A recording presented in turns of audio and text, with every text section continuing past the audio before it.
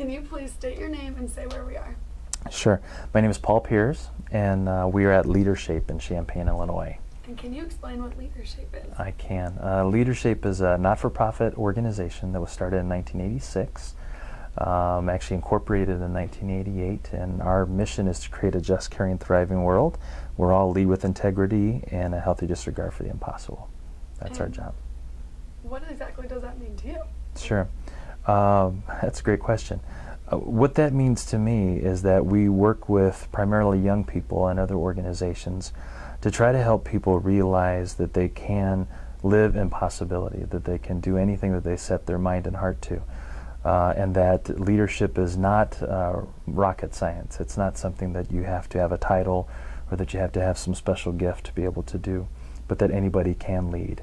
And then quite often we've made leadership into something that people shy away from because they think it's tough, or that you have to be out in front, or that you have to take all the pressure of that, and that's why we don't have leaders that we need to have. So that's really what we try to do, is to bring about within folks that might not have thought that they were leaders, that they can do it. And for people that might have a title or have been leaders, we try to get across the concept that maybe you can do better, and maybe it's not about your title, and just because you've had some more experiences or whatever, what are you doing to help other people lead too? So that's really what our push is. I like to think that the organization tries to serve as a role model too, because integrity is such a huge thing. So we want to try to run ourselves and be seen as a part of the solution and not part of the problem in terms of organizations and corporations and that might not have the highest level of integrity and ethics. So. And what has been a challenge that you've had to overcome throughout leading this organization? Leadership? Sure, I think our biggest is resources. We just don't have enough money to let all the people that want to come to leadership come to leadership. Our primary program is an institute that's 6 days long, and so inherently that's expensive because of room and board to be able to do that. And so our biggest problem is trying to overcome that barrier as a not-for-profit.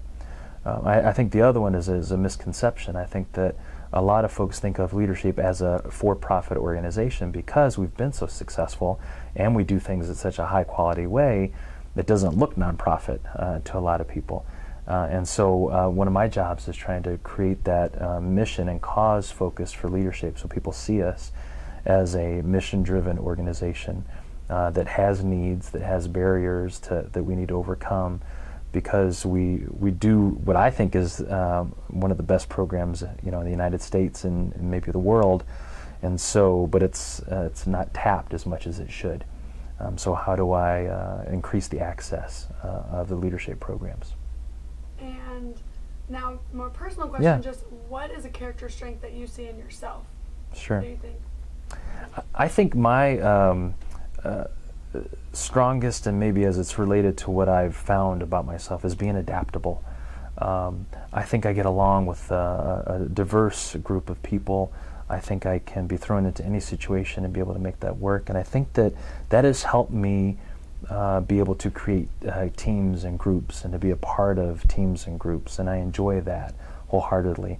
I like to think of myself as very much of a behind-the-scenes kind of leader.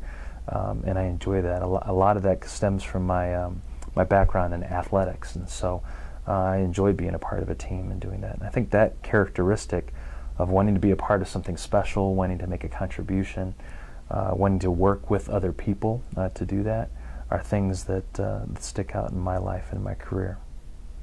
Awesome. And what would be a piece of advice maybe that you'd give to a student who can't make it to leadership? Yeah. And how they can learn from something. Yeah, don't sacrifice your choice. In other words, choose your path and don't get thrown on it just because either your parents or your friends or you think that's what you should be doing. Is that if you always follow your heart and if you always do what you're passionate about, a career will follow. But when you take the other avenue, when you go for money or position or whatever, you can get caught. And then later on in your life, you'll regret the fact that you didn't pursue those things that you really are passionate about. I would do that first and foremost. I think a lot of young people think, well, I've got to make my money now, be successful, and then I can do all the things that I want to do. Someday never comes, and so it's about doing it right now. I think I'm an example of that. When I was in college, I was going to go and sell soap for Procter & Gamble. I was going to be an investment banker. I was going to do all these things, and I wanted to go back to graduate school, and I wanted to work with young people and students in higher education, and did that. And I've been very fortunate enough to go through some experiences that got me here to leadership, which I think is my calling, to be able to do that. And as long as our board and everybody around here considers that I'm still doing a good job with that, hopefully I'll be able to do it for a number of years more too.